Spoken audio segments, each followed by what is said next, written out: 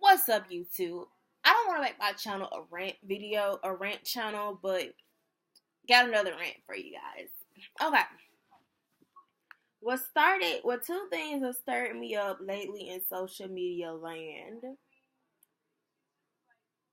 Two things have struck a nerve to me in social media land. Things like this, and where's the other thing? Let me go find that video.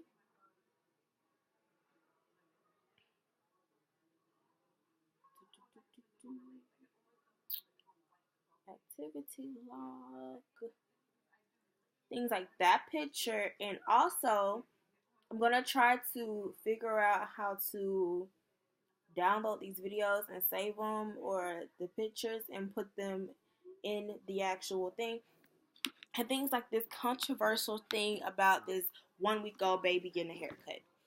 Okay, so in every comment section of posts online, they're flooded with a lot of people who want to go ahead and say it's okay. So it's okay for a 1 week old baby. Well, one thing they want to point out is that a baby gets circumcised at 3 days old, a little boy.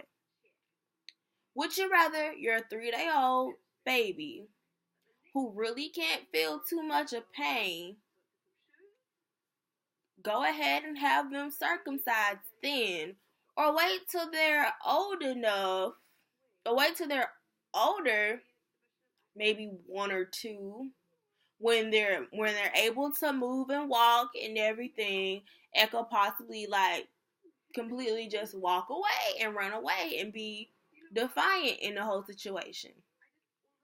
I clearly understand why doctors will do a circumcision on a baby that's a newborn that just came out the womb versus a baby that's been out the womb for a minute that can probably crawl and walk and can be all movative. And if they do one, then I feel like they'll have to put the baby to sleep and put the child to sleep to actually do the circumcision. So that's what I feel. That's why I feel like they do that. But I'm not a doctor, but that's what I feel like. That's why I feel like doctors do that. But this video that went around of this barber, I'm pretty sure you guys saw the video. Maybe y'all seen it. I'm pretty sure that okay, so this barber, he posted a video of him giving this newborn baby, 1 week old, just came out the vagina hole, just came out the coochie, just getting a breath of fresh air. The mother is sitting there holding the baby because baby can't hold his head. The baby's head is wobbling because at 1 week old you can't control no type of head motions or nothing. And they putting a clipper towards the baby head. And I'm like, so this is what we're doing in this generation. This generation thinks that it's okay for you to go get your baby's haircut at 1 week old. Now, I know a lot of people who babies born with a lot of hair. That baby wasn't born with that much hair to try to give a haircut. But I know a lot of people baby that's born with a whole head full of hair, and some of them are in the Caucasian babies, and then some are black babies that are born with a lot of hair, but the parent does not get a haircut. Typically, a child doesn't get his first haircut to at least it's over 1 year old, because typically in the hairstyling and typically during barbering, in barber school, well, typically if you're a hairstylist or you are a barber, you will want the person that you're doing the hair be able to hold their head up. So typically, a barber should wait until the child can be able to support his own head. At 1 week old, the baby's not able to support his head. The baby can't even see shit. The baby can't see nothing. It can only hear and only can sense you're present, but it can't see shit. So you doing all this shit to your baby at 1 week old. And then there's some people commenting and talking about in the Muslim community that is part, but the post said that the lady was in Harlem. They didn't say the lady was in any type of Muslim area. So, but she wanted to say that it was in her her religion to get her baby's haircut at 1 week old. But it's just the simple fact of the matter is the baby hair ain't even started growing yet. The baby still had bald patches because it was just born. Like, you thinking that you probably doing something right for your child, but in all be all, it could be something that can damage the baby. Cause it's like we always say, do not shake a baby. That can cause shaking baby syndrome. Well, I feel like the clippers can still cause shaking baby syndrome because there's a lot of vibration going towards the head and since the baby's head is still soft when it first comes out the womb. Because when a baby is first born, back in the day, parents used to mold the baby's head because the baby's head is still soft and mushy. That's how they're able to come through the birth canal because the head is able to squish, and it takes a minute for that baby's head to actually get hard. Cause when they're first born, their head is not that hard. So that's why most of the time babies. That's why most of the time in the hospital you see a baby with the hats on. That's why they always keep a hat on a baby because they're subjective to more likely get a cold quicker than if they weren't just born. That's why now I think I know why doctors say do not bring a baby to a hospital when during the first 6 weeks of life or during the first couple weeks of life because they're more prone and subjected to getting sick. And a barbershop, for one, is not a completely all the way sanitary place. It's sanitary, but not completely sanitary for a newborn baby that is surrounded by a bunch of hair by random people, clippers that could have been cleaned but not deep cleaned enough for the newborn baby, that the dude could have used on somebody else right before he used it on your child, and that could give some scalp disease. It could give shaking baby syndrome. In my opinion, I'm not a doctor, but I feel like the vibration could do something to your child's brain. Anything can happen. And for people to sit here and be like, oh, it's okay, is talk about people going to get their baby's ears pierced. I have not yet seen a post or a stat or anything about a person getting their baby's ears pierced at 1 week old. Now, I do know some parents who actually get the baby's ears pierced at like a month or two. Because my baby cousin, I think her ears got pierced at 3 months.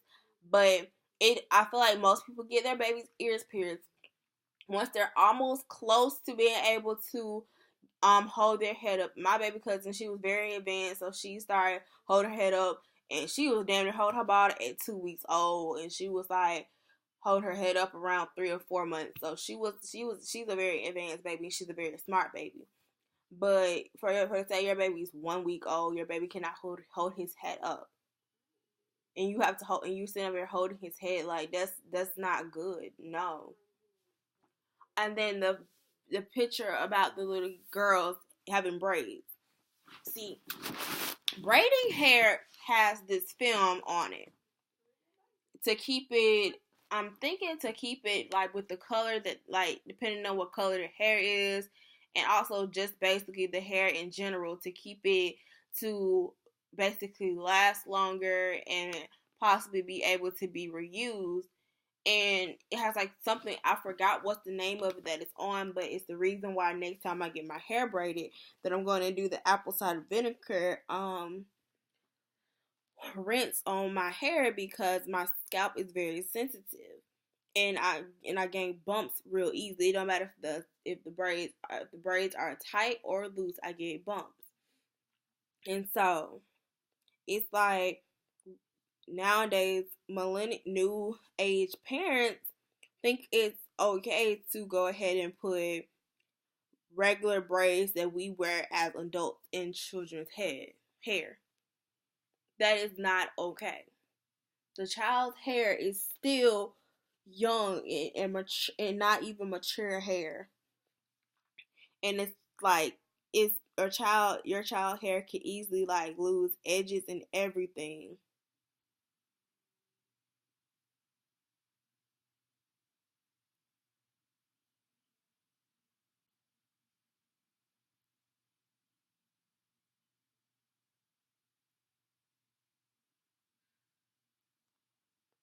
And it's like I'm getting so many people calling me a hater and all that stuff, but it's not being a hater. It's just being realistic that nowadays people think it's okay to have kids wear these fake braids and all that bull crap and think it's okay, but it's not. It's really not.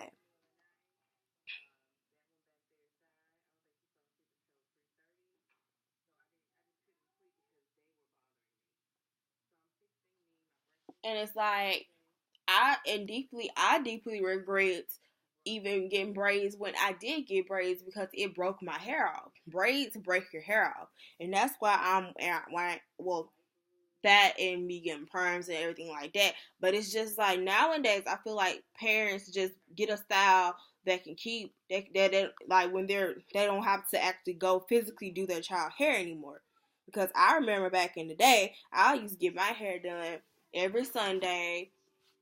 Every Sunday, for the week of school, I get my hair washed, blow dried, pressed, and plaited. Or sometimes she would just blow dry it and plait it, and I'll be ready to go for the week. But parents, they don't want to do that. They want to be lazy. They want to go play up. They want to go pay this money to go get this hair. Pay these stylists all this money to do their child's hair. So they don't have to touch their child's hair for some months. For like a month or two. Depending on how their child is. And 9 times out of 10, it's probably going to last like a couple weeks. Because children are very playful and they like to play. But I feel like that's why most of these kids are acting more grown than they actually are.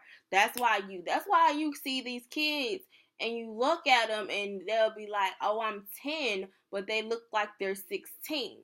Well, that's too far-fetched. But you see these 13-year-olds that look like they're damn near 17. That's why you can't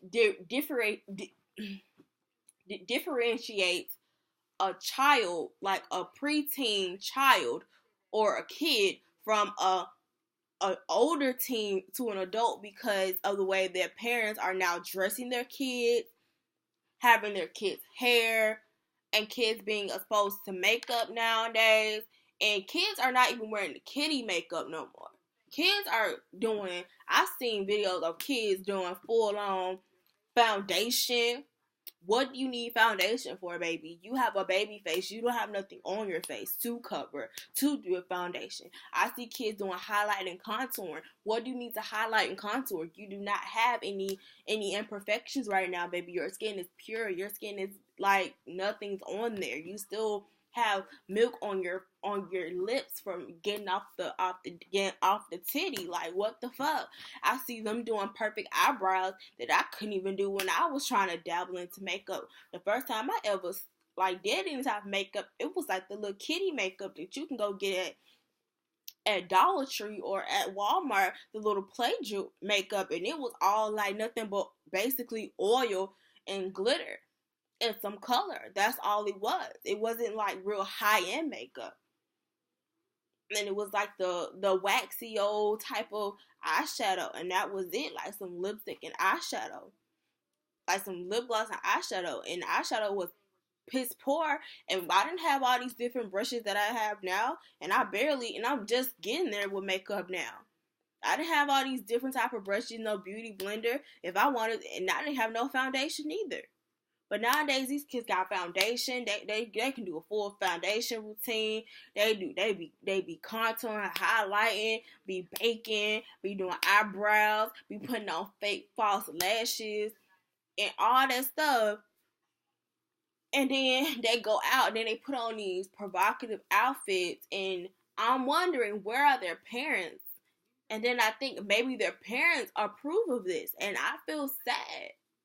Because were we raised that way? Because I know I wasn't raised that way. If I wore shorts that were too short, I was told to go take them off. My mom would throw them away.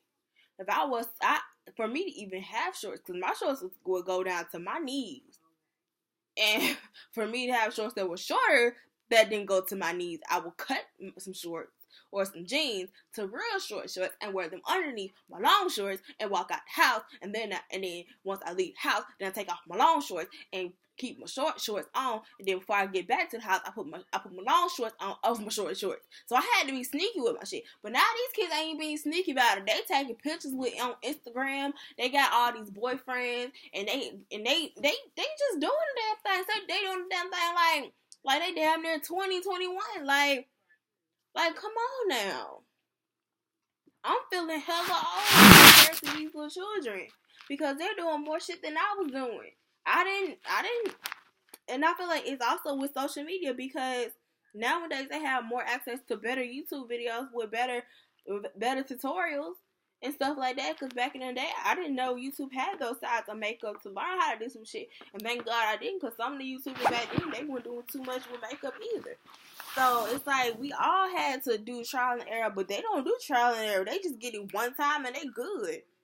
I see they going to get the eyebrows arched. They can do their own arches of the eyebrows. They do the eyebrow tutorials.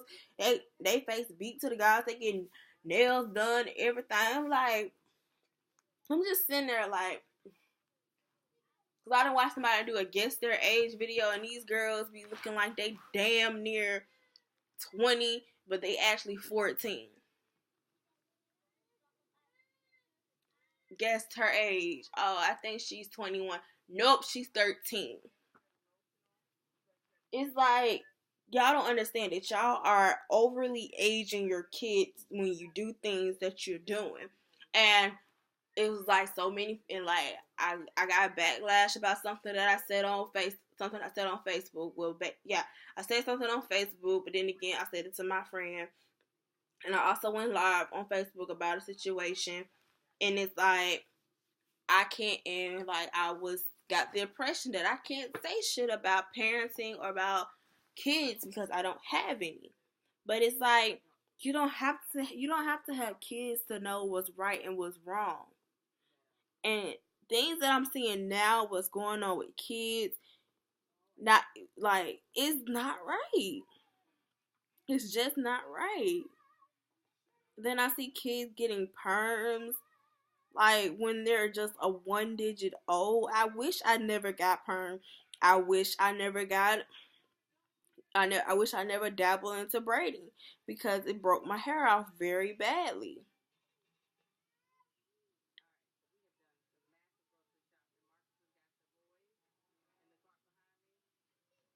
And so it's like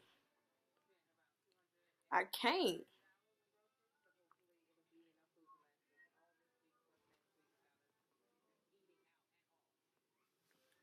And it's just like it makes no sense to me how we can condone acts like this and be like it's okay, it's just a haircut, it's okay, it's just some braids.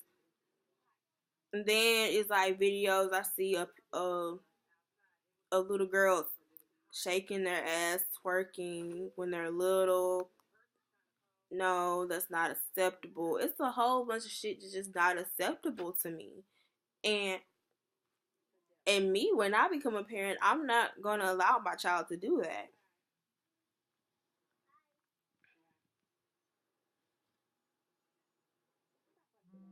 Because we live in a society where things can be taken as overly sexualized quickly. And if we don't stop it, then it's easily that your child can just go ahead and have an Instagram. They post a pretty sexy picture of themselves at the age of 13. Not just go ahead at 13. Let's just say, for instance, we have a 13-year-old. She doesn't look 13. She looks like she's about 20, 21. She has so many dudes in her inbox. The parent doesn't know. Then she meets up with a person.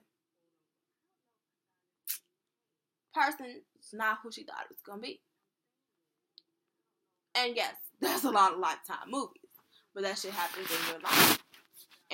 And what really can stop that is if we actually have our kids look like kids and not look like many adults. Like the moment we start letting our kids look like kids, everything will be better. A little bit better, but the more they look like adults, it's just hard to differentiate them from a crowd of 21-year-olds and between a crowd of 21-year-olds versus a crowd of 14-year-olds. Because back when I was like younger, I didn't dress like the way these kids dress. My hair wasn't like the way these kids' hair is. I didn't wear makeup like these kids do. I was probably just now getting into some mascara, and I was wearing the Maybelline, the pink Maybelline thing, and probably some lipstick, some lip chap, and that was it.